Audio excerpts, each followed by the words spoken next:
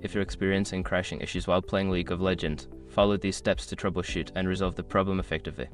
Step 1. Check system requirements. Ensure that your computer meets the minimum system requirements for League of Legends. Visit the official website to verify the specifications needed for optimal performance. Step 2. Update graphics drivers. Outdated graphics drivers can cause crashes. Go to your graphics card manufacturer's website, NVIDIA, AMD, or Intel, and download the latest drivers for your hardware. Install them and restart your computer. Step 3. Repair game files. Open the League of Legends client and navigate to the settings menu. Look for the repair option, which will scan and fix any corrupted game files that may be causing the crashes. Step 4. Disable background applications. Close any unnecessary applications running in the background, as they may interfere with the game.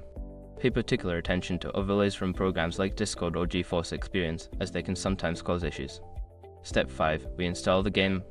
If the previous steps do not resolve the crashing issue, consider uninstalling and then reinstalling League of Legends. This can help eliminate any persistent problems that might not have been fixed through other methods. By following these steps, you should be able to resolve the crashing issues in League of Legends. If problems persist, consider reaching out to the support team for further assistance.